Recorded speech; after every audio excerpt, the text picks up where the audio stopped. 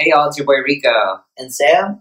And this week we want to talk about gatekeeping. For those of you who don't know, gatekeeping is when a trans person will basically tell another trans person that they aren't trans enough or valid in their gender identity based on their perception of that person. So whether it's how they express themselves or how they dress, how they act, etc. Trans people basically say if you don't fit this mold, then you are not actually trans, or you're not a valid trans person. Mm-hmm. So yeah, that's gatekeeping in the sense of, trans on trans or non-binary, all this. Mm-hmm. And the other half of gatekeeping is when it comes to medical providers and therapists, psychotherapists, all this. And I just wanted to touch on the history of it all. It was a really hard process. It started in the 30s up till the late 90s. The process to even go on hormones and then to eventually get surgeries was really hard. You first had to go through months and months of psychiatric evaluation from a certain therapist, and you would have to eventually get diagnosed with gender identity disorder.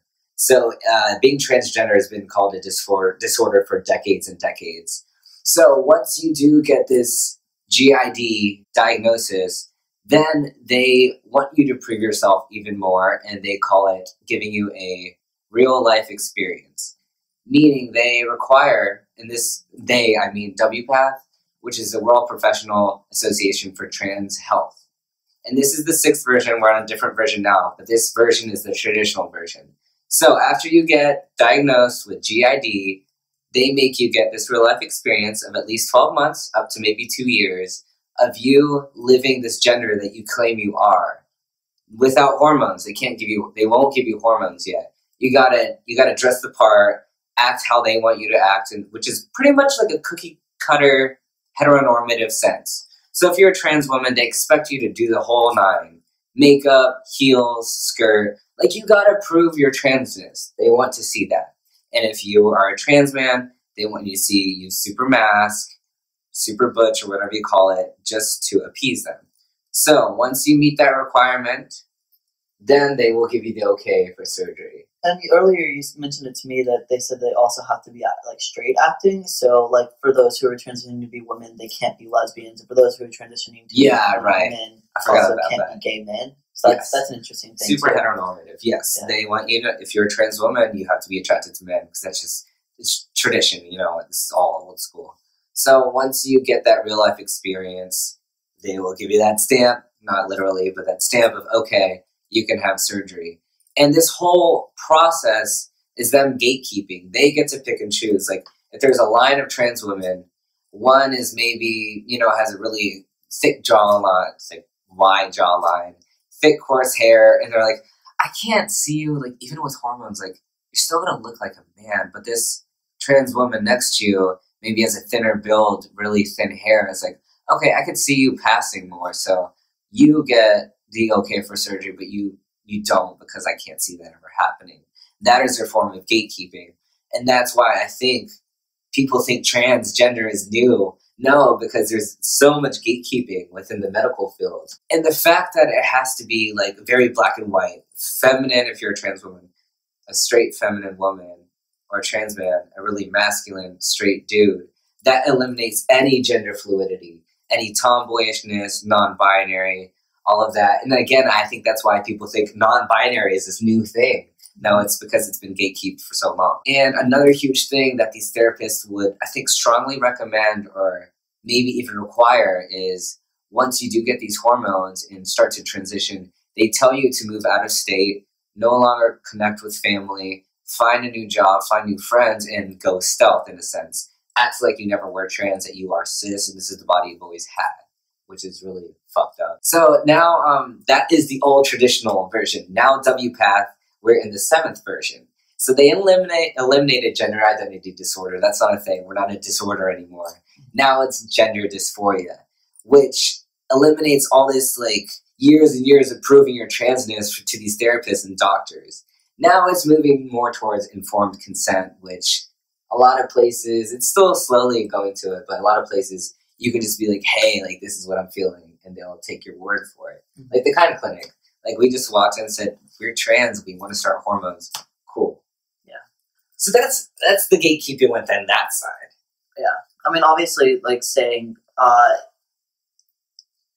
gender dysphoria is a better descriptive term, but obviously saying gender dysphoria also creates its own issues for the sense of all the non-binary people who don't experience dysphoria, which is, we're probably going to say that for another video. Yeah, that's a whole other topic. That's a whole other topic, which we will definitely touch on, about like whether or not you need dysphoria to be trans.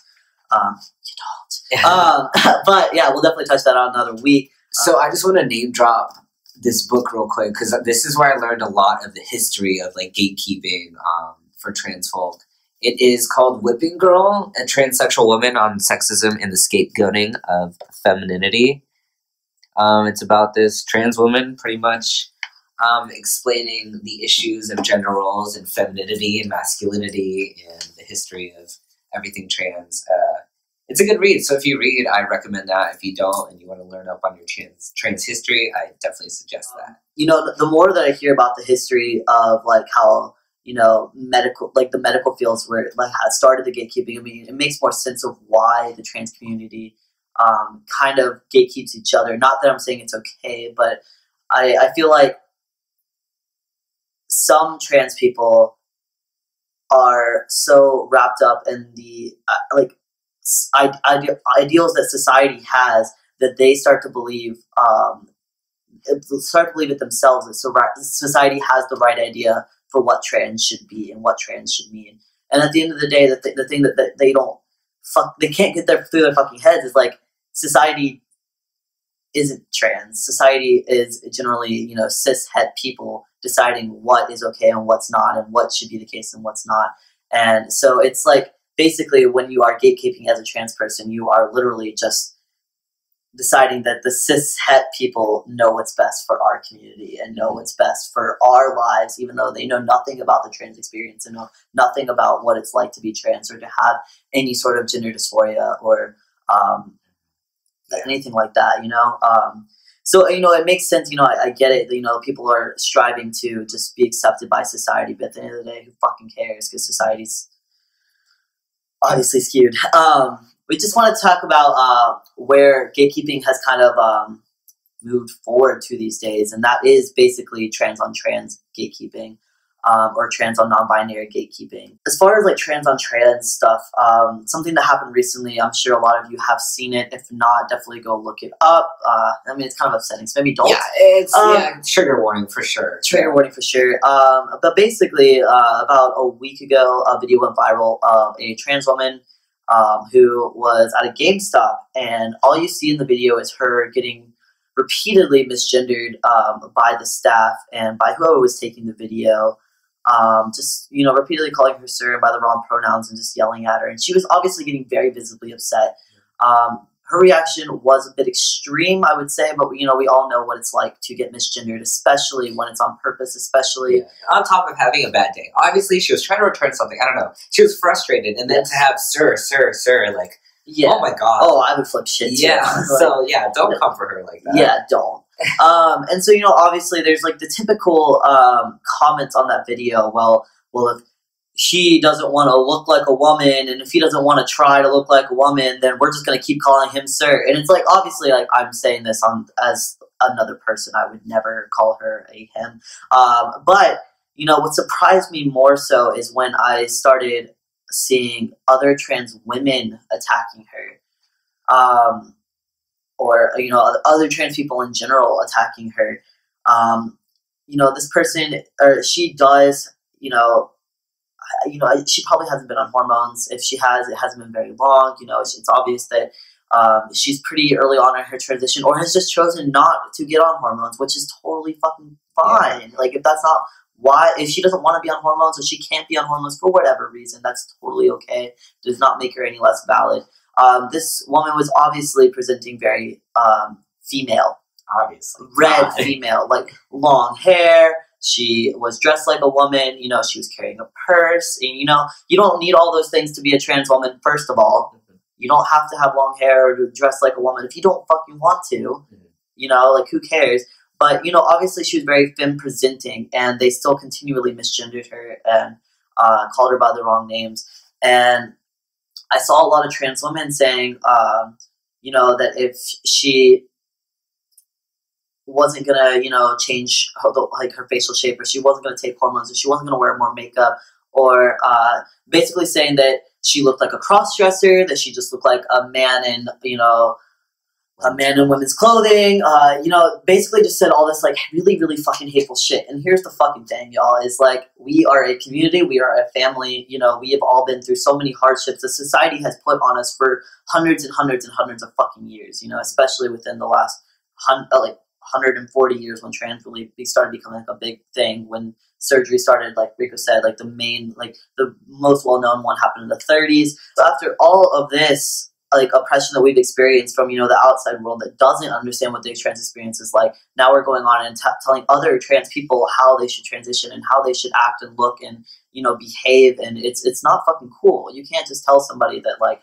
oh, you're not valid because you don't do this and that. You know, Rico and I we're not going to solely, like, you know, claim to be only masculine. You know, we both have very feminine traits about us. Yeah, no, we're both, like, Rico even likes to say that I'm mask as fuck, but I'm not. Like, I'm totally feminine. Like that's the thing is, you know, people might view me as one way because I wear, like, a fucking snapback and I have a facial hair and I dress, you know, pretty masculine, but I fucking love, you know, wearing makeup, and Rico's boo even got me wearing lashes like a few weeks ago, and you know what? I wasn't super here for it, but I wasn't against it. You know what I mean? Like, it happened.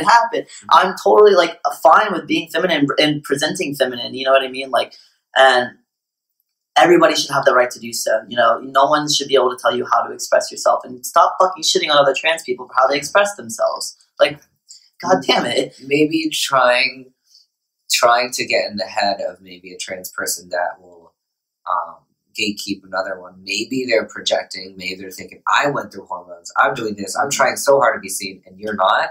Maybe that's the case, but, like, what I want to say is, if you look back and if you ever done that, or you're doing it currently, and you're, like, judging another person's transition or lack of transition or lack of passing, really look at within yourself, and you should not want to be on that side. Don't be a gatekeeper. That's what we've been fighting against for so long. Yeah. And we are a community, and we cannot be falling apart and having this mess. We are family. We should support each other, no matter if they pass, no matter if you are on hormones, no matter if you have all the surgeries in the world. Support each other. We're the only ones that understand each other fully. And on top of that, just another quick example. If you're watching this, I'm sure you watch a lot of YouTube. If not, cool, you chose us. But Ash Hardell, I think they're the #1, like, trans, non-binary YouTuber that gets the most shit. And I think it's because they identify, like, their pronouns are pronoun indifferent. They just recently had top surgery, and they've never touched tea in their life. So they obviously have this feminine sounding voice. And they constantly, still to this day, get shit on by trans people and other non-binary people, saying that you're not really trans, like, you haven't even had hormones and you want to have top surgery, you're going to regret that, this, that. And I just can't. It's really affecting them. If you watch any of Ash's videos, like, he's now steering away from YouTube for other future artistic endeavors. But, like, their most recent video and their posts on Instagram, like, they read the comments that y'all leave, and, like, even though they're super confident in themselves, like, you know, Ash, they're really confident in themselves, it still, like, hurts to constantly hear that. And they even expressed in a recent video that they're starting to second guess themselves. Like, will I regret this, that? Like, am I really trans and non-binary?